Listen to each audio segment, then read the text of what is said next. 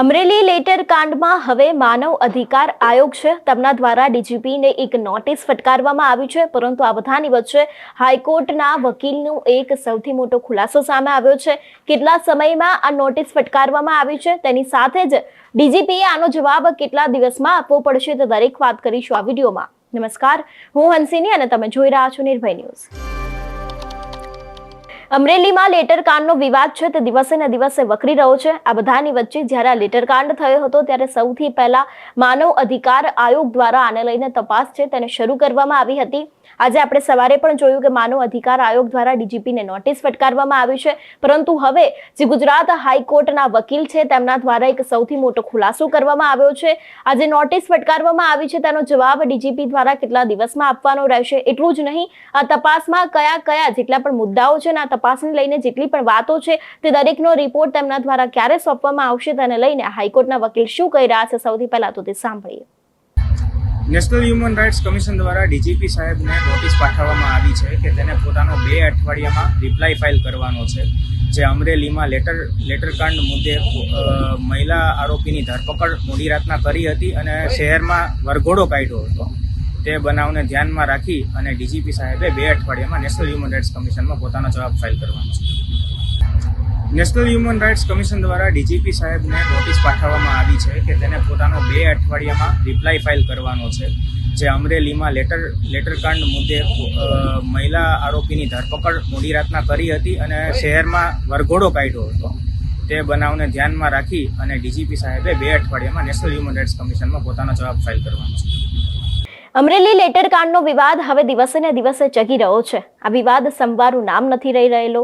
ગુજરાતમાં સ્થાનિક સ્વરાજની ચૂંટણી આવી રહી છે અને આ બધાની વચ્ચે અમરેલી લેટર કાંડનો આ જે વિવાદ છે તેમાં અનેક એવા નવા ખુલાસા થઈ રહ્યા છે। અત્યાર સુધી એવી માહિતી પણ સામે આવી રહી છે કે હવે જે એસએમસીના વડા છે જેમની નિમણૂક કરવામાં આવી છે આ સમગ્ર લેટર કાંડ મામલે તેવા નિર્લિપ્ત રાય દ્વારા પણ તપાસ કરવામાં આવી છે અને તેનો પણ એક રિપોર્ટ છે જેને તૈયાર કરવામાં આવી દીધો છે અને આ રિપોર્ટ છે તેની પણ હવે ત્યાં પોલીસને સોંપવામાં આવશે આ રિપોર્ટ અને તેની અંદર પણ અનેક એવા ખુલાસા કરવામાં આવી શકે છે।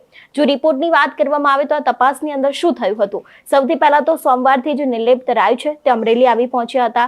સૌથી પહેલા દિવસે તેમની તપાસ 4 કલાક ચાલી હતી, જેમાં પાયલ ગોટીને બોલાવવામાં આવ્યા હતા, તેમનું નિવેદન લેવામાં આવ્યું હતું, તેમની સાથે પોલીસ દ્વારા શું કરવામાં આવ્યું હતું એટલું જ નહીં પોલીસે તેમને પટ્ટા માર્યા હતા કે કેમ, મધરાત્રે તેમને લઈ જવામાં આવ્યા હતા કે કેમ, તે દરેક વાત છે તેનું તપાસ કરવામાં આવી હતી। જો વાત કરવામાં આવે તેમના બીજા દિવસની તો બીજા દિવસે પણ અનેક એવા નિવેદનો લેવામાં આવ્યા હતા। જે તે સમયે જે મુખ્ય 3 આરોપી છે તે લોકો ત્યારે જેલમાં હતા તો જેલમાં જઈને પણ તે લોકોના નિવેદન લેવામાં આવ્યા હતા અને તેમાં પણ અનેક એવા અધિકારીઓ છે, અનેક એવા પોલીસ છે જેની પણ તપાસ કરવામાં આવી હતી। એટલે હવે આ રિપોર્ટમાં કદાચ કોઈ મોટા ખુલાસા થઈ શકે છે તેવું પણ લાગી રહ્યું છે, પરંતુ હવે નિર્લિપ્ત રાય દ્વારા આ રિપોર્ટ ક્યારે સોંપવામાં આવે છે તે પણ જોવાનું રહેશે અને રિપોર્ટ સોંપવામાં આવે છે તે બાદ કદાચ કોઈક મોટા ખુલાસા થઈ શકે છે।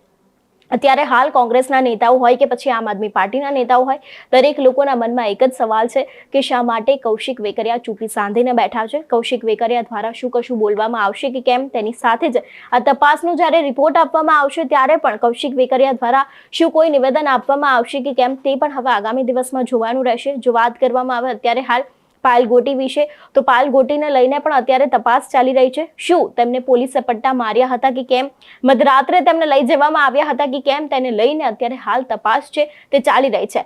આની પહેલા પાયલ ગોટીનો જે રિપોર્ટ હતો તેને કોર્ટે નામંજૂર કર્યો હતો એટલે પાયલ ગોટી પણ શંકાના દાયરામાં આવ્યા હતા, પરંતુ હવે નિર્લિપ્ત રાય દ્વારા જે તપાસ કરવામાં આવી છે તેની અંદર પણ અનેક એવા ખુલાસા થઈ શકે છે તેવું પણ લાગી રહ્યું છે। અને શું ખરેખર તેને પટ્ટા મારવામાં આવ્યા છે કે કેમ? તેની સાથે જ જો પટ્ટા મારવામાં આવ્યા હોય તો પાયલ ગોટી શા માટે મેડિકલ તપાસની ના પાડી હતી તે દરેક સવાલોના જવાબ કદાચ આ રિપોર્ટ સોંપ્યા બાદ મળી શકે છે।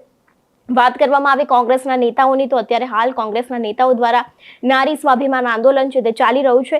અનેક એવા લોકો સોશિયલ મીડિયા પર કૌશિક વેકરિયાને કટાક્ષ કરી રહ્યા છે કે શા માટે તેઓ ચૂપી સાંધીને બેઠા છે। આજે આપણે સવારમાં જ કોંગ્રેસ નેતા મનીષ ભંડેરી છે તેમનું પણ એક નિવેદન સાંભળ્યું હતું। તેમને પણ કહ્યું હતું કે જે પ્રમાણે અત્યારે લોકો સવાલ પૂછી રહ્યા છે તેમ છતાં પણ કૌશિક વેકરિયા દ્વારા કોઈ જ જવાબ આપવામાં આવતો નથી। ભાજપના ધારાસભ્યો છે જે અમરેલીના તે લોકોના પણ એક બાદ એક અત્યારે ઓડિયો વાયરલ થઈ રહ્યા છે, તેમાં પરસોત્તમ રૂપાલા આવી ગયા ગયા, અથવા તો પછી જનકભાઈ છે તેમનો પણ ઓડિયો આવી ગયો. અત્યારે હાલ અનેક એવા ઓડિયો છે જે સોશિયલ મીડિયામાં ખૂબ જ વાયરલ થઈ રહ્યા છે. પરંતુ હવે આ બધાની વચ્ચે માનવ અધિકાર આયોગ છે તેમના દ્વારા ડીજીપીને નોટિસ ફટકારવામાં આવી છે અને આને જ લઈને હાઈકોર્ટના જે વકીલ છે તેમનું પણ આપણે નિવેદન સાંભળ્યું. તમારું શું માનવું છે આ વિષયને લઈને અમને કમેન્ટ કરીને ચોક્કસથી જણાવજો. તેની સાથે જ મારી ચેનલ નિર્ભય ન્યૂઝને લાઇક, શેર અને સબસ્ક્રાઇબ કરવાનું ભૂલશો નહીં. નમસ્કાર.